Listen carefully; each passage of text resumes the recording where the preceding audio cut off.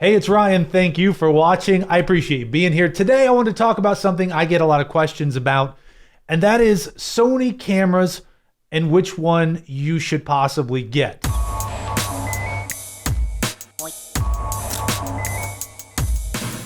Now, I've used a lot of different cameras. I've used Leicas and Fujis and Blackmagics and even a Nikon once, but I've used several Sony cameras, and I think they're great for beginners, intermediates, even professionals. And specifically in this video, I want to talk about the used and older Sony digital cameras, because a lot of times, I know for me, I like to look at used equipment, secondhand equipment on eBay, and these are some great cameras that may not be the newest thing, like the Sony A7 III right now, which of course has excellent codecs and 10-bit, 12-bit, whatever, raw, everything. I don't want to get into super deep stuff about that, but I just want to touch on some used Sony cameras you can find on eBay or perhaps in the affiliate links below, where I get a couple pennies if you use my link. Hopefully it'll be something that helps you out, and I'll touch on a few things with photography and filmmaking and video and streaming. So the first Sony camera on my list is the Sony A5000. The A5000 is super entry level, but here's what I like about it. It has decent autofocus. It's 20 megapixels, takes great photos, takes really nice 1080p video, and is a great entry-level camera. It's also great because it's tiny. Things I don't like about it, it doesn't have an electronic viewfinder, so you have nothing to look through, just a screen. But if you're used to taking photos on a phone and you want to jump into something that shoots really nice photos, a really nice video, it's a great entry-level camera. I love the tiny size of it, and it's E-mount. As with all these Sony cameras, you can use any E-mount lens. If you want a small compact camera, the A5000 is great. The downsides, again, no EVF. You can't use it to stream, at least not in the easy Sony way where you just hook it via USB to your computer, and there's no mic input. So it's a very basic beginner camera.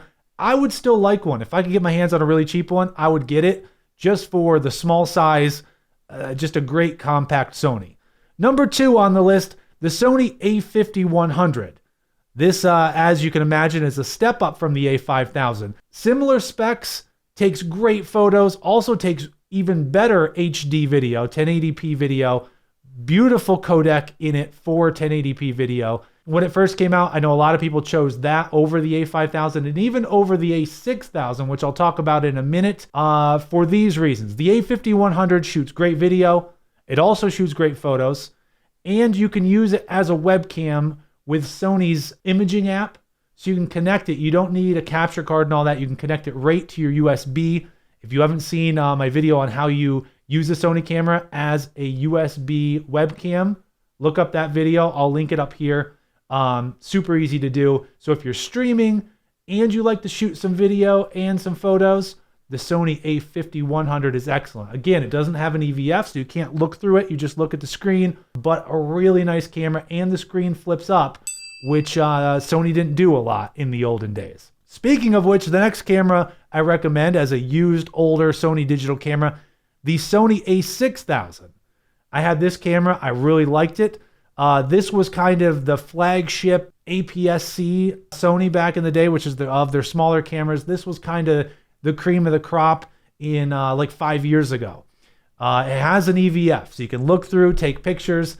The screen doesn't flip all the way up. I don't like that, but has that same crispy codec that the A5100 shot in. So great high definition video, takes 24 megapixel photos. It is just a great camera for photography and for shooting some really nice video. I highly recommend that camera. Probably 3 downsides. One, the screen doesn't flip up. So you can't have like a selfie screen, but it does have the EVF you can look through, so that's nice. You cannot use it with Sony's imaging app to connect it directly to your computer for streaming. So if you want to stream with your camera, go with the A5100.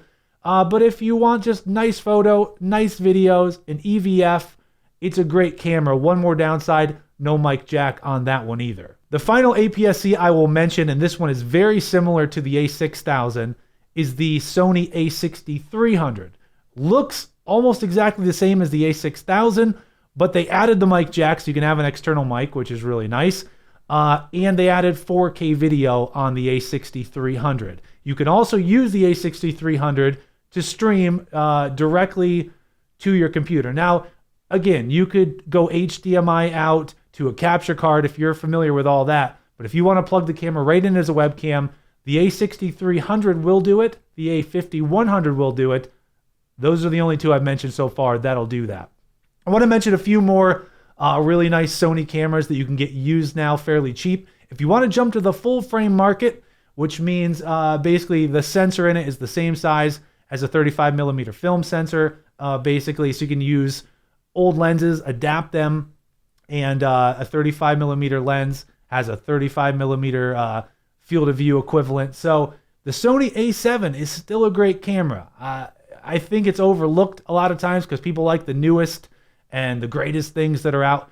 The A7 for photography is still a beautiful camera. You can take gorgeous pictures with it, and it's full frame. It's Sony, so it's good in low light, as a lot of these Sonys are. It's their first foray into the mirrorless full frame camera market.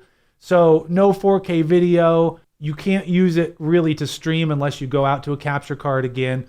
But if you're kind of more photography focused and you do still want to shoot some nice looking high def full frame video footage, the A7 is kind of a steal right now, sitting around probably $500 on eBay. I will also mention that the follow-up to the A7, the A7 II, is a similar camera. I didn't go for it because it was so similar to the A7. My buddy did have it. He wanted IBIS, so he wanted stabilization inside the camera body. So he went with the Sony A7 II, which of course can be purchased at quite a discount right now. So I guess getting into the newest of the older Sony cameras that you can find in the used section of eBay, the A7 III is a great camera. If you want full frame, you want all the bells and whistles, 4K video, the ability to stream directly as a webcam, the A7 III is gorgeous. Again, none of these are the newest, but of these, the A7 III is probably your best bet for a used full-frame Sony that shoots 4K, great for streaming, great for video, great for photos. It doesn't have a big, robust filmmaking codec, doesn't shoot 10-bit video if you're kind of getting into the specs, but you can see some gorgeous footage here on YouTube of some very cinematic, if you like that word, beautiful video footage, beautiful photos, great autofocus. So I will mention the A7 III, even though it's not that old. That's a great camera. And I've mentioned this before, but my favorite of kind of the new wave of Sony cameras for the APS-C size sensor is the Sony A6100. That's the camera I'm shooting on right now. I picked it up just as a camera to just make some quick YouTube videos on, to carry with me. It's small. Again, it looks the same as the A6000 and the A6300, which we've mentioned. Ironically, it came out after the A6300 because Sony's naming system is wacky. But the Sony A6100 is what I'm using now. It's got a flip-up screen. It shoots 4K video. It's got your mic jack.